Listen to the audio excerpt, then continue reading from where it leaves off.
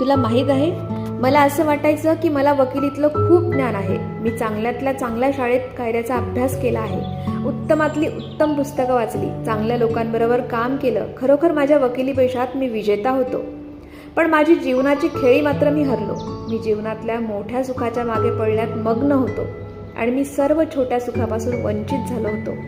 माझ्या वडिलांनी मला आवर्जून वाच अशी सांगितलेली उत्तम पुस्तकं वाचायलाही माझ्याकडे वेळ नव्हता. मी चांगल्या मित्रांशी मैत्रीही टिकवली नाही.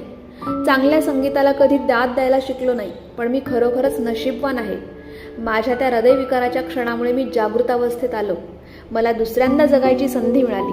मलिका चांदसारखे माझ्या दुःखात मी संधीचे बीज पाहिले आणि मी त्याला खत पाणी घालायचं धाडस केलं.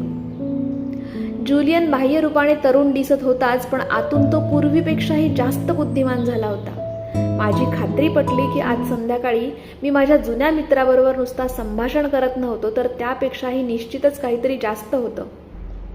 आज रात्री कदाचित माझा निर्णायक क्षण येईल आणि नवीन काहीतरी शिकायला सुरुवात करण्याचा.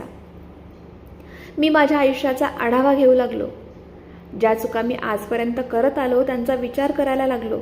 माझी नोकरी खूपच चांगली होती, कुटुंबातली माणसंही खूप चांगली होती, पण तरीही एखाद्या निवांत वेळी मला वाटायचं की माझ्या आयुष्यात पोकळी निर्माण झाली आहे. जेव्हा मी लहान होतो तेव्हा मी खूप मोठी स्वप्न पाहायचो. पुष्कळ वेळा मी स्वतः एक मोठा खेळाडू झालोय किंवा एखादा मोठा उद्योगपती झालोय असंही वाटत असायचं. मला नेहमी वाटायचं की मला जे व्हावंसं वाटतं ते व्हावं.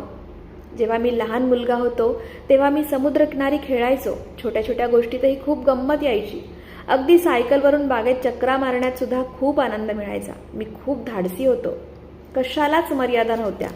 मला नाही वाटत गेल्या 15-20 वर्षात असा आनंद आणि असं स्वातंत्र्य मला मिळालं असेल. काय झालं असेल? जेव्हा मी मोठा झालो तेव्हा माझं स्वप्न बघणं बंद झालं आणि मोठी माणसं जशी वागतात तसंच वागायला लागलो. कदाचित मी वकिली शिकायला लागलो तेव्हापासूनच वकील जसे बोलतात तसे बोलायला लागलो.